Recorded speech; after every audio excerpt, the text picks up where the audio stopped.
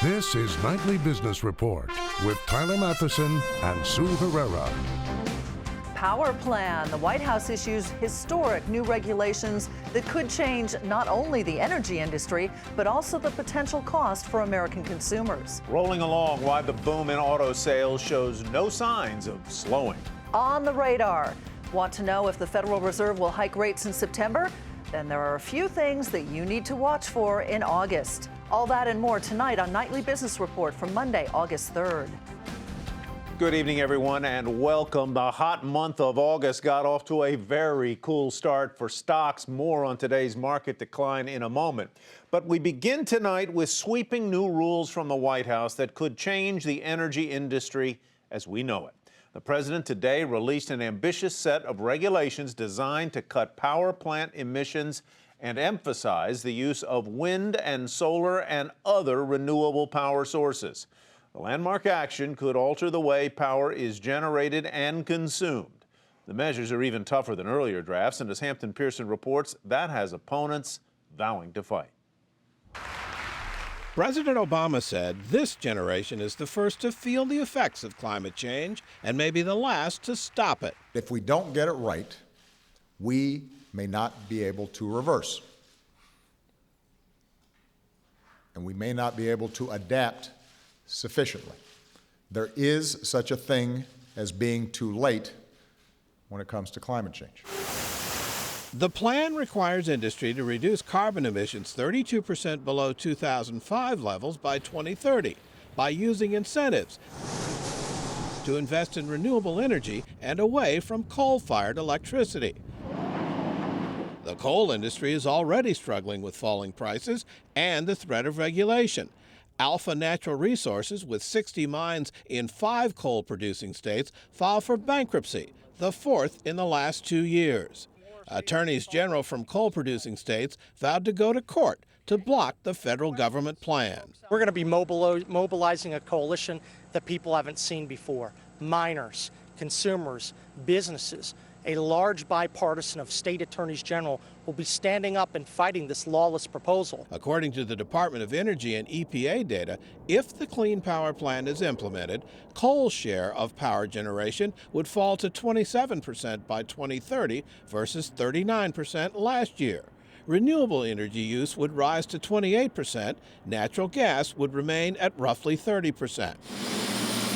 Manufacturers say that shift away from coal and other fossil fuels will impact their global competitiveness. If you're manufacturing in China today, if you're manufacturing in India today, if you're manufacturing in Brazil today, some of our largest global competitors, you don't have any constraints along the same lines that we do in the United States as of right now. So what happens to power bills? The administration predicts the plan will lower the average energy bill by about $85 in 2030. But energy producers say the costly conversion to renewable energy will most likely mean higher utility bills. Nothing will happen overnight. States could get up to 5 years to finalize their emissions plans. In the meantime, the Clean Power Plan will fuel the environmental debate in the 2016 presidential campaign. For Nightly Business Report, I'm Hampton Pearson in Washington. And those power plant proposals will have a very big impact on some very vital sectors of the economy. Jackie DeAngelis breaks down the potential winners and losers.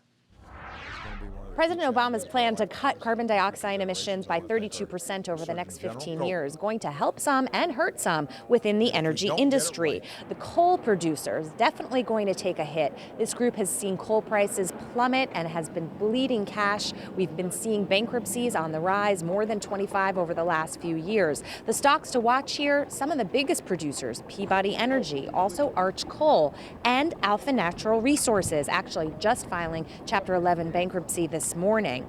Meantime, steel producers, they use a lot of energy for production. The affordability, the reliability of this energy production could be put at risk for the steel producers. So some of the names to watch there, U.S. Steel, Steel Dynamics, and also Nucor.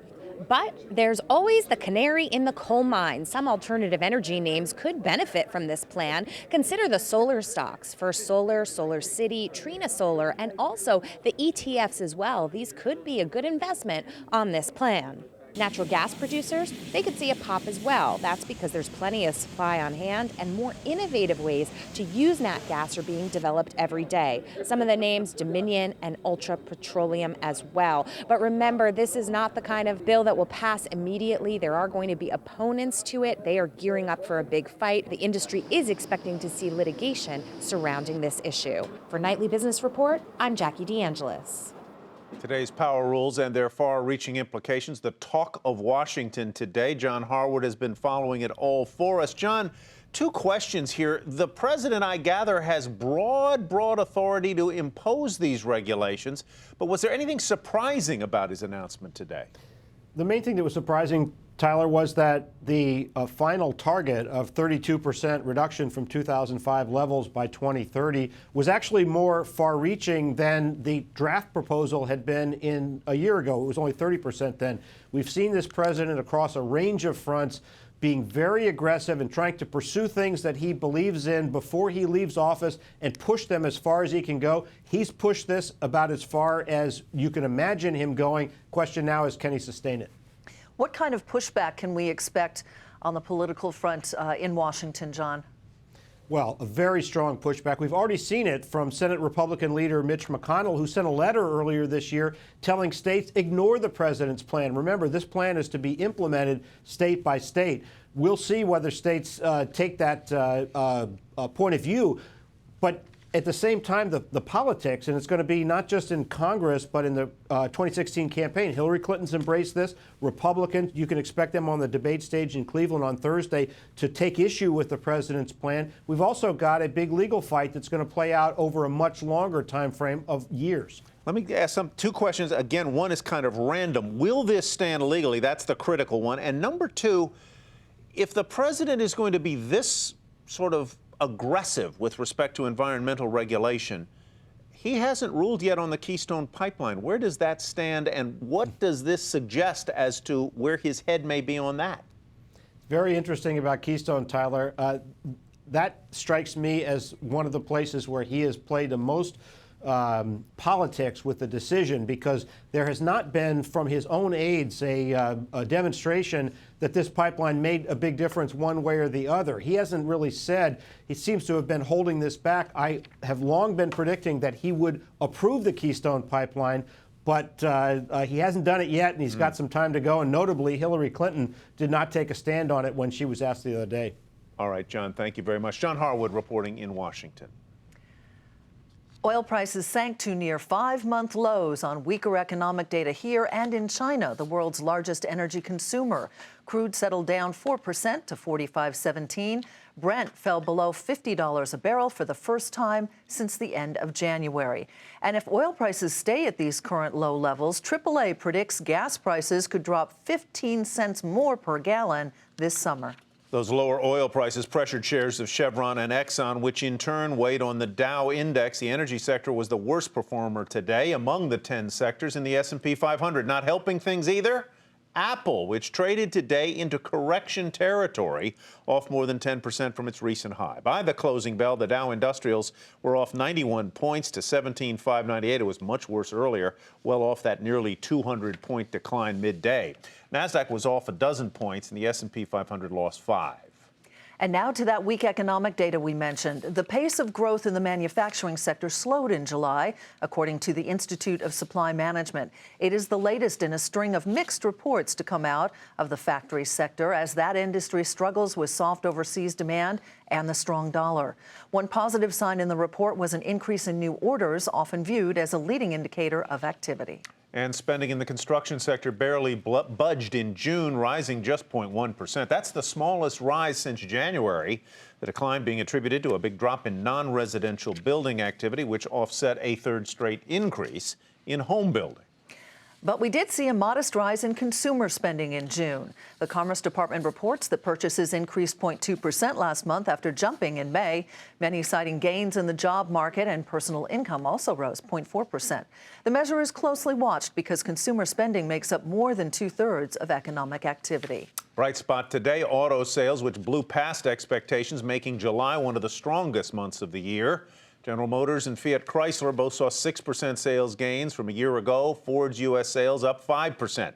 And that puts the industry on pace to pass 17 million vehicle sales for the year for the first time since 2001. As Phil LeBeau reports, pickups, SUVs, and crossovers were in high demand thanks to moderate gas prices. Pardon the pun, but the American consumer is riding high once again. SUVs, crossovers, pickups, models where we sit up higher push the auto industry to one of its best monthly sales for the year. Take GM trucks, up 51%. Sales of the Ford Explorer climbed 27%, while Jeep was up almost as much. We all want as big of a vehicle as might we be able to afford for a specific lifestyle as well. So if you're out in the rural area, you're going to love that bigger Explorer, that large Tahoe, the big SUV. But the compact SUV makes a lot of sense for us folks living in the city where maybe parking is at a premium. Low gas prices are a big reason why trucks and utility vehicles are in demand. But there's also a wave of new models offering more space, features, and often more luxury. That's why people are paying close to a record high for new vehicles. We're paying more for our vehicles, whether it's on the luxury side or whether it's a bigger, more functional utility vehicle. We seem to be happy to do that. As we've been saying for months, the auto industry is really leading the charge in the economic recovery here. With Americans steering towards bigger vehicles and worrying less about fuel economy, cars, and specifically hybrids, are falling out of favor. Take the Toyota Prius, which is the best-selling hybrid in the country. Sales last month were down 13%. Phil LeBeau, Nightly Business Report, Chicago. Sales are up, but so are prices. According to Kelley Blue Book, new car prices have risen more than 2.5% from a year ago. The average price now for light vehicles in the United States is about $33,000. Today's economic data is just the start of a pretty packed week. Tomorrow, we get factory orders. Wednesday, ADP, international trade, and ISM services. Thursday, jobless claims, and Friday is the big monthly employment report. And the Federal Reserve will be paying close attention to that last one, along with a number of others this month. Steve Leisman tells us now what the central bank will be watching. Whether the Fed hikes rates in September for the first time in more than 9 years depends on a series of critical economic reports to be issued beginning this week. Two keys to the rate hike: jobs and inflation, making the July payroll report coming this Friday an important one. The biggest issue, of course, is employment. We need to see 2 solid months of employment improvement. Economists expect one this week. The forecast is for 215,000 jobs and for the unemployment rate to remain at 5.3% for July, still the lowest level since the 2008 recession. If you look at how fast the unemployment rate has been moving over the last 2 years, it's moving more rapidly than at any point when they got to the first tightening other than the early 80s over the last 40, 50 years. The Fed at its last meeting called the job market solid and said it only needed to see some further improvement in order to hike rates. So even a moderately strong August employment report could seal the deal. But the inflation data also have to cooperate and move back to the Fed's target. I think that's where the real debate's going to be. Are they really confident inflation's going to make it back up to 2%? I think if it remains steady, that will be enough to nudge the Fed. What could stop the Fed? Many economists point to overseas weakness and concern there could be a bigger impact from the Chinese market meltdown that could affect the U.S. economy. They could combine to stay the hand of the Fed in September. For Nightly Business Report, I'm Steve Leisman. Still ahead, China's push to stabilize its stock market puts a major U.S. hedge fund in its crosshairs.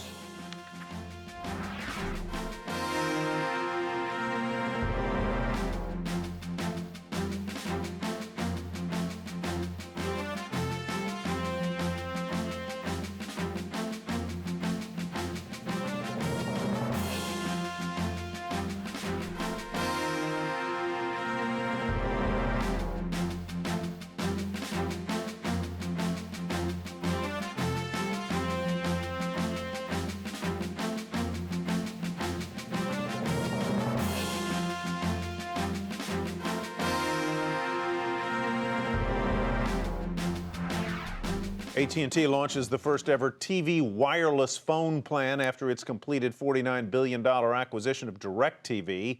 The company hopes the promotion, which rolls out next week, will attract new customers to the satellite television service.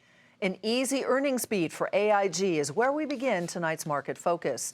The insurance giant beat on the bottom line and announced some more good news for investors. It upped its share buyback plan by $5 billion and said it more than doubled its quarterly dividend to 28 cents per share. The stock was volatile in after-hours trading, but during the regular session, the stock was up a few cents to 64.15. Tenet Healthcare also out with late earnings that topped consensus. The hospital operator raised its full-year forecast for earnings as it treated fewer uninsured patients because of the expansion of Medicaid for the poor under the Affordable Care Act. Shares were higher initially after hours. In the regular session, the stock closed at $56.71. That's just a slight gain. Tyson Foods out with earnings that missed estimates. They're blaming weak beef sales. The food giant also missed on the top line, and on that, it lowered its financial outlook for the full year. Shares tumbled down almost 10% to $39.96. Opposite story for Clorox. The household products maker announced better than expected fourth quarter earnings results, helped by recent price increases. But the firm did issue downbeat earnings guidance for the coming fiscal year because of currency headwinds. Nonetheless, shares rose nearly 3% to 115. Goldman Sachs increased its estimate for possible legal costs by nearly $2 billion to about $6 billion. This according to a regulatory filing. The extra set-aside is to resolve possible mortgage security-related claims. Shares were a fraction lower at $204.69. Citibank, meantime, under investigation for its student loan servicing practices. The bank disclosed the probe and said regulators may order the bank to pay a penalty. Shares were off a fraction today at $58.44. Sears, meantime, reported a profit for the first time since 2012 thanks to a gain from spinning off some of its real estate. But that could not disguise troubling sales results, especially at its namesake Sears and Kmart stores. Shares slid 10% to $19.31. And Barnes & Noble completed the spinoff of its college bookstore unit called Barnes & Noble Education. Investors didn't cheer the trading debut, however, but the CEO says the company is well positioned to compete with the big players in the textbook business. Competition puts positive pressure on what we do, and I think that's one of the advantages of the spinoff is that we have a separate board, we have a separate management team that's allowing us now to really focus on education's needs and how we're going to compete against these other companies. We compete very well against Amazon and Chegg on the campuses where we have the in-store contracts. Still, shares fell 8% to $13.19. Greek stocks plummet hard. That country's benchmark index in Athens reopened today after a 5-week closure. Greece's 4 biggest banks all fell 30%, the daily limit, almost immediately after the open. By the close, the index shed about 16% of its value. Stock market regulators in China suspended more than 30 trading accounts as it continues to try to stabilize that country's volatile markets. One of the trading accounts includes one owned by the brokerage of an American hedge fund, Citadel. Eunice Yoon has the details from Beijing.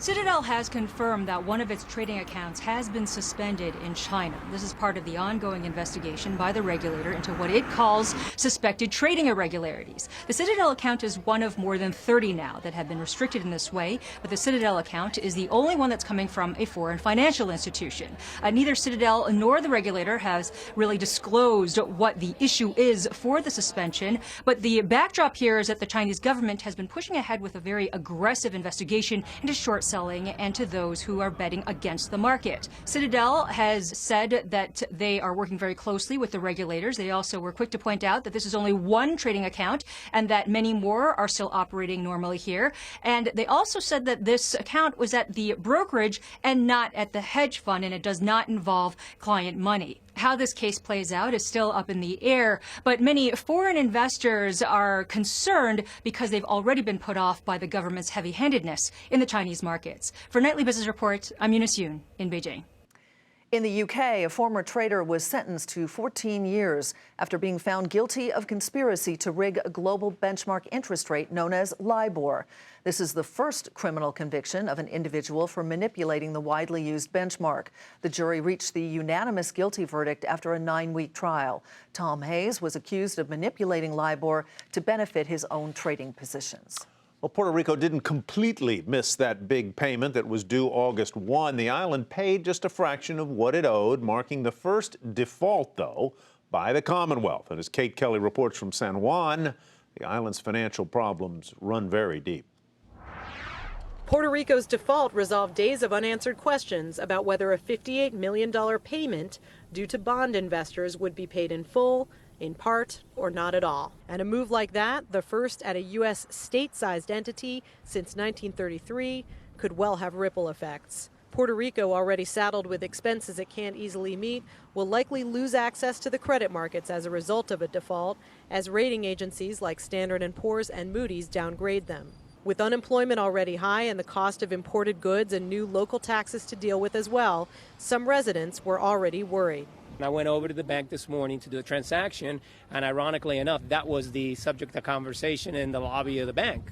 Okay. It was all about how it's impacting them and how now apparently they're going to tax them some more. There were some people talking about they were going to get $105 taken off their Social Security. Small business owners like Nilda Plard, who sells rum in a family-owned shop in Old San Juan, say they are also getting squeezed. I'm worried, but I mean, we had to take it day by day because right now we're getting hit by the economy, plus it's a slow season. We've only been here 2 years. We have to see what's going on. But yes, we have conversations all the time in the family to see what's going to be our next step. Some Puerto Ricans we talked to, including Congressman Pedro Pierluisi, are looking for Chapter 9 bankruptcy protection as a good option. That model is not working anymore. We've been lagging now for decades. So we should either take either of two paths, either the path towards statehood or the path towards national sovereignty. I believe statehood is the answer. We should be on an equal footing with our fellow American citizens. That Chapter 9 legislation is now under consideration by the U.S. Congress, but some think it could be a long shot before it comes to pass. Meanwhile, some people here in Puerto Rico would like to see a federal government bailout. But the Obama administration has so far offered little reason to hope for that. So Puerto Rico, for the moment, is on its own. For Nightly Business Report, I'm Kate Kelly in San Juan. And late today, Oppenheimer Funds, which owns a large amount of Puerto Rican debt in its funds, said it was disappointed that Puerto Rico didn't make its full payment. Coming up, just how much money is being poured into wine country? Well, the numbers are eye-popping.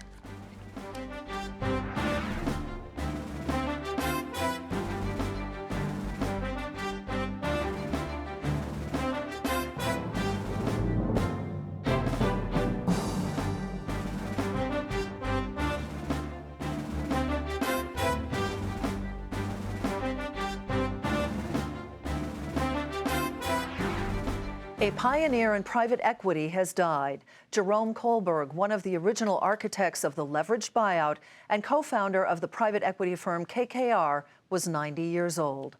Kohlberg founded Kohlberg Kravis Roberts in 1976 and became a major force when it took over RJR Nabisco, though Mr. Kohlberg left the firm a year before that deal was completed.